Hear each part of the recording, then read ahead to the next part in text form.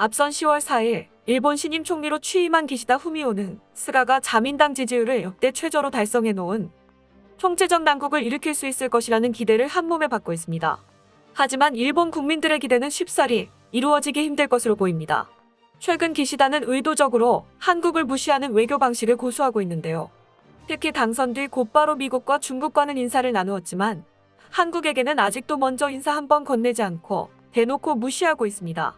자민당이 아무것도 해결하지 못하고 일만 벌여놓은 지금 상황에 기시다 총리 혼자 뭘 해볼 수가 없으니 지금 전통적인 한국 때리기를 구사하며 지지층을 확보해보겠다는 지푸라기 잡기식 전략이죠. 하지만 이런 전략들이 과거에는 잘 먹혔을지 몰라도 일본의 업보가 쌓이고 쌓인 현재로서는 역부족이었고 오히려 지지율이 떨어지는 전례 없는 현상이 나타나고 있습니다.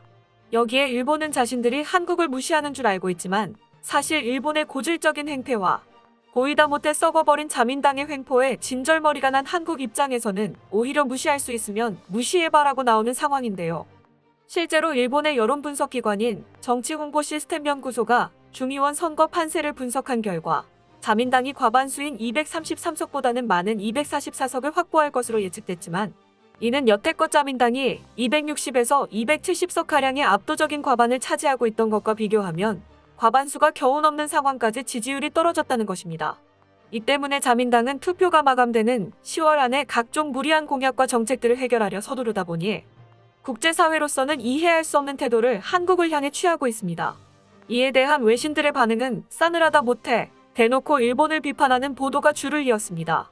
지난 10월 14일 독일의 간판 뉴스 프로그램인 ARD 공영방송의 타게스샤오는 일본 정부가 10월 말에 치러질 새로운 총선을 위해 의회를 해산하는 결정을 취하고 나선 것이 선거 참패라는 자가당착으로 이어질 것이라며 일본의 앞날을 충격적으로 분석했습니다. 계속해서 독일 매체는 이번 총선에서 자민당의 승리는커녕 오히려 역대 최악의 참패가 예상된다고 비판했는데요. 그 이유에 대해서는 올림픽 실패와 의료 붕괴로 인해 일본 경제가 심각한 타격을 입고 있는 가운데 중국, 북한과의 외교 상황이 갈수록 악화되면서 더 큰 난관에 봉착할 수 있다고 설명했습니다. 독일 매체는 제일 큰 문제로 일본 정부가 지난 몇 년 동안 한국과의 관계를 악화시키는 바람에 일본 총리들이 줄사퇴하는 상황을 초래한 것을 들었습니다. 다시 말해 독일 유명 매체는 일본 정부가 국제사회가 여러 번 경고를 했음에도 전혀 말을 듣지 않았고 자국민들의 요구조차 무시한 채 정권 다툼과 정권 유지에만 집중함으로써 끝내 국제적인 신뢰는 왕창 깎아먹은 데다 일본의 국력까지 스스로 갉아먹고 있다고 일침한 것입니다. 일본의 이러한 태도를 보면 최근 호주를 때렸다가 오히려 역풍을 맞고 만 중국이 떠오르는데요. 앞서 중국은 미중 갈등에서 세계 최대 석탄 수출국인 호주가 미국 편에 섰다는 이유 하나로 호주산 석탄 수입을 전면 금지시키며 무역 보복을 일으켰습니다. 하지만 석탄이 부족해지자 전국적으로 전력난에 시달리는 사태가 잇따라 발생하여 공장 가동조차 곤란하게 되었는데요. 처음에는 산시성의 98개 탄광에 대해 석탄 생산 능력을 연간 5,530만 톤 늘리도록 지시하거나 러시아와 인도네시아, 카자흐스탄 등에서 발전용 석탄 수입을 대폭 늘렸지만 결국 전력난에 신음하던 중국은 수입 금지 조치로 보관 중이던 호주산 석탄을 풀 수밖에 없었습니다. 여기에 영국 파이낸셜 타임스에 따르면 지난달 말부터 중국 주요 항구에서 호주 화물선이 보이기 시작했고 대기 중인 화물선에서 석탄을 하역하는 장면이 포착된 것이 확인되었습니다. 결국 중국은 호주에 백기 투항을 했다고 봐도 무방한 상황이 된 것이죠. 중국은 예전에 한국에도 사드 배치로 보복한다며 한한령을 내렸지만 현실은 현재 넷플릭스 등지에서 인기를 끌고 있는 한국 드라마를 볼 수 없게 된 중국인들의 불법 다운로드만 판을 쳤으며 전 세계적으로 망신을 당하고 있습니다. 그리고 중국이 이렇게 추태를 벌인 후에 이번엔 일본이 한국에게 당할 차례가 온 것인데요. 실제로 지난 수출 규제 사태 이후 소부장 핵심 품목에 대일 의존도 감소세가 3배 가속화했고 삼성전자 등 기업들은 고전할 것이란 예상을 띄웠고 연구개발과 구매처 다변화 등으로 반격에 나섰으며 관련 국내 기업의 매출이 20% 이상 증가했다는 분석이 나오고 있습니다. 비록 현재 글로벌 자국 우선주의 무역 장벽이 곳곳에서 높아지면서 수출주도 한국 경제의 긴장 수위가 높아지고 있긴 하지만 글로벌 무역 장벽이 높아지더라도 한국은 이를 민관이 합심해 대응력을 강화시켜 충분히 극복할 수 있다는 전문가들의 평가가 압도적입니다. 한국이 망하길 간절히 바라는 일본인들의 희망이 좌절되는 일은 이뿐만이 아니었는데요. 최근 한국의 소부장 업체들이 유럽의 최대 전기차 배터리 업체 중 하나인 노스볼트에게 수조원 규모의 소재 부품 장비를 공급할 것이라는 보도가 나와 전 세계를 놀라게 만들었습니다. 그런데 얼마 전까지도 국제적인 경쟁력이 약했던 한국의 소부장 업체들이 어떻게 이렇게 급속도로 성장했는지 전문가들이 분석해보니 그 결과는 놀라웠습니다. 바로 일본의 수출 규제가 한국의 소부장 업체들을 성장시킨 원동력이라는 분석인데요. 다시 말해 일본이 자국산 제품 수출을 막자 정부 당국의 지원을 받은 한국 반도체 대기업들과 소부장 업체들이 탄력을 받아 전례 없는 성과를 내고 있다는 것입니다. 한국의 비약적인 발전 수준은 불안감을 느낀 눈치 빠른 일본 기업들이 오히려 줄줄이 한국행을 선택할 정도입니다. 세계 최대 포토레지스트 생산업체인 도쿄오카공업은 수출 규제 조치 이후 인천 송도의 기존 공장에 수십억 엔을 추가 투자해 생산 능력을 2018년에 2배로 늘렸으며 불화수소 생산 기업인 다이킨공업은 내년 10월 충남 당진의 거대 규모의 반도체 제조용 가스 공장을 신설할 계획입니다.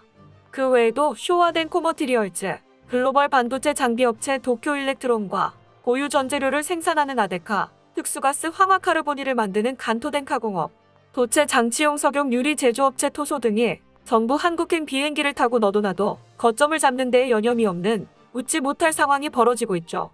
이는 일본 현지에서도 화제가 되며 한국의 일본의 대기업들을 다 먹히는 게 아닐까라는 우려까지 나오자 일본 정부는 따가운 국민들의 눈총을 받을 수밖에 없었습니다. 이러한 일들로 노동자 계층의 신뢰를 잃은 일본 정부가 젊은 층과 중장년층에게는 신뢰를 받고 있는가 하면 그것도 전혀 아닌 게 이미 일본 젊은이들은 한류 문화에 푹 빠진 지 오래라는 것은 유명합니다. 최근 한국 드라마 오징어 게임이 한국인들도 어리둥절할 만큼 전 세계적인 인기를 끌면서 여태 쌓여왔던 일본의 한국 문화를 향한 동경이 터져버린 건데요. 일본의 일부 극우 네티즌들은 오징어 게임이 일본의 영화와 만화를 표절했다라고 주장하지만 두 작품을 비교했을 때 전혀 다른 주제의식과 질적인 차이는 이미 세계인이 알고 있어 이를 공론화시키지도 못하니 분통을 터뜨릴 수밖에 없게 됐습니다. 이는 어떻게 보면 당연한 흐름입니다. 일본 내에서는 진작부터 한국 문화의 열기는 예열되고 있었기 때문이죠. 과거 위안부 관련 망언으로 비판을 받았던 오사카 시장이 일본 방송에서 대놓고 한국 드라마에 빠졌다라고 이야기할 정도면 한국 문화의 힘이 실감됩니다.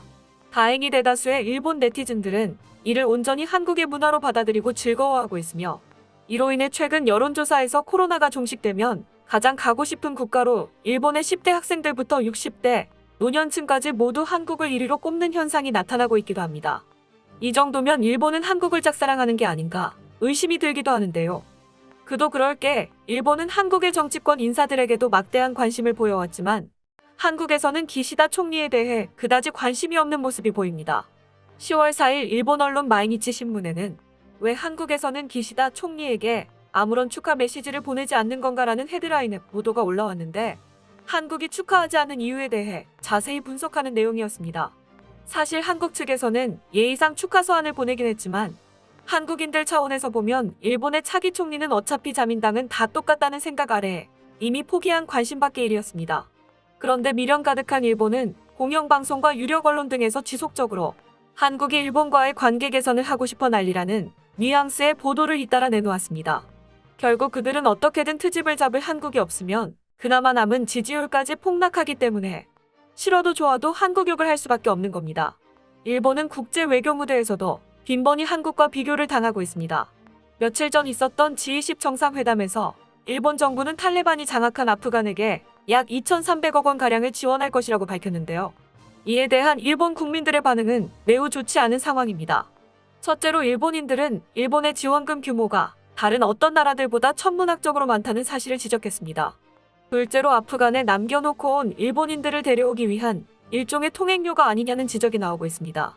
이에 비해 성공적으로 철수작전을 진행한 한국의 경우 수천억 원의 자원 규모가 아닌 수십억 원에 달하는 방역물자나 식량 등 실물로 지원할 것이라는 소식이 일본에 전해지자 일본 국민들은 결국 일본의 수천억 원 지원은 터무니없이 규모가 큰 세금 낭비에 지나지 않는다며 분노하고 있습니다. 이렇게 세계 무대에서 한국과 비교당하며 온갖 무시를 당해 마지막 자존심밖에 남지 않은 일본 당국의 입장으로서는 한국에게 저자세로 나올 수 없는 게 어떻게 보면 당연합니다. 하지만 한국이 과거의 아픔을 딛고 몇 수 앞을 내다보며 노력과 땀으로 일구어낸 결과물로서 전 세계에 영향력을 뻗치고 있는 지금 일본은 정권에 신경 쓰기보다는 진정 자국의 명예를 회복하려면 한국을 향해 어떤 태도를 취해야 할지 잘 생각해 볼 시기인 것 같습니다. 끝까지 시청해 주셔서 감사합니다. 도움이 되셨다면 좋아요를, 다른 이야기도 궁금하시면 구독을 눌러주세요.